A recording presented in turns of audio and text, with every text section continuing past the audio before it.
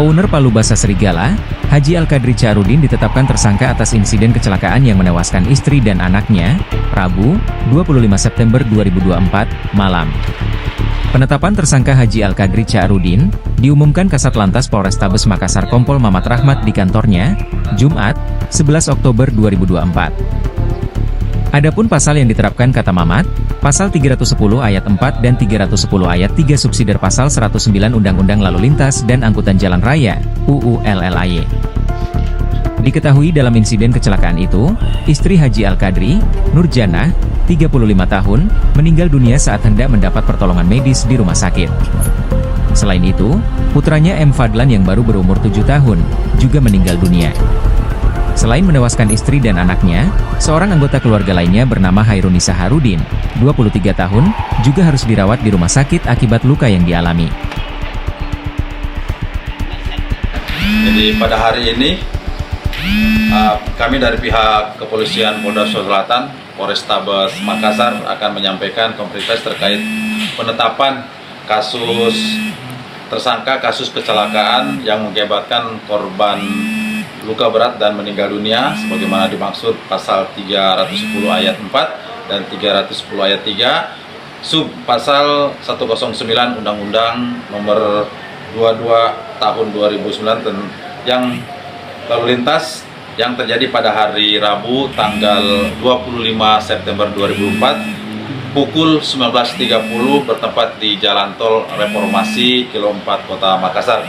Dasar laporan polisi nomor LP 1324/9 tahun 2024 SPKT Lantas Polrestabes Makassar Polda Sulawesi Selatan tanggal 25 September 2024 tentang kecelakaan lalu lintas. Waktu dan kejadian terjadi pada hari Rabu tanggal 25 September 2024 sekitar pukul 19.30 di Jalan Tol Reformasi Makassar. Korban meninggal, yang pertama Haji Nurjanah umur 35 tahun, pekerjaan ibu rumah tangga, alamat Jalan Serigala nomor 56 Kota Makassar, meninggal dunia di rumah sakit.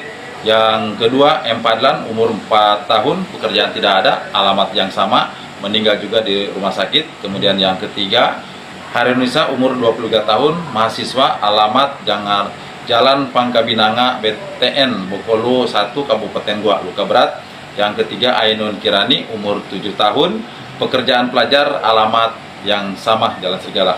Tersangka berinisial Haji Aki umur 30, kelalaian dalam mengemudikan kendaraan bermotor. Untuk barang bukti, sementara kami sita STNK dan SIM dari kedua pengendara baik roda 4 Landcruiser dan mobil kontainer. Ya, untuk barang bukti ada di barang bukti penitipan di unit laka Polrestabes Makassar. Bang, pasal yang diterapkan tersangka atau suami korban ini seperti apa pasalnya? Pasalnya tadi saya sampaikan di pasal 310 ayat 4 dan 310 ayat 3 sub pasal 109 Undang-Undang Lalu Lintas Angkutan Jalan Raya. Karena kelalaiannya. Ancaman hukumannya seperti apa? Ancaman hukumnya dendanya di sini 12 juta, kemudian denda paling lama penjara 6 tahun dan denda paling banyak 12 juta rupiah. Kondisi tersangka saat ini ditahan atau seperti apa? Untuk kondisi tersangka kami tidak tahan dengan pertimbangan ya. Yang pertama yang bersangkutan kooperatif, yang kedua korban meninggal dunia adalah istri dan anak tersangka juga. Jadi ada sisi kemanusiaannya yang kita berikan. Berarti tahanan kota ya Bang? Ya, wajib tahanan kota dan selalu wajib untuk melapor. Siap. Mungkin hari Senin pemberkasan kita limpahkan ke kejaksaan karena SPDP-nya sudah keluar. Hari Senin kita serahkan untuk kelengkapan dan surat dari kita. Kalau status supir truk kontainer bagaimana? Untuk supir kontainer statusnya wajib lapor, ya wajib lapor sampai hari ini. Tapi dia tidak ditetapkan tersangka? Tidak, ya wajib lapor sampai hari ini sambil kita memberikan atau meminta keterangan-keterangan lebih lanjut untuk kelengkapan berkas.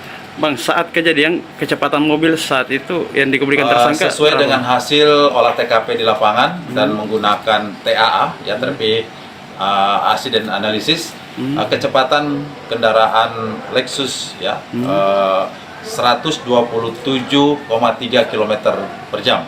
Sementara untuk mobil box adalah 40,1 km per jam di saat jalan bersama. Berarti posisinya menabrak dari belakang, Pak? Ya, posisinya. Ya, jadi sama-sama satu arah dari arah selatan ke utara. Apakah saat itu ada blank spot atau kepulang asas sehingga pengemudi tersangka ini tidak? Sesuai dengan pemeriksaan di TKP itu tidak ada. Ya, tidak ada. Normal. Ya, normal. Maksudnya dia hilang kendali atau gimana, Pak? Yang bersangkutan menurut hasil BAP setelah diperiksa, jadi buru-buru mau mengantar saudaranya ke bandara, ya, sehingga mengambil lajur kanan, di depannya ada kendaraan, kemudian yang bersangkutan ambil lajur kiri, maka terjadilah nabrak dari belakang kepada mobil box tersebut, mobil kontainer.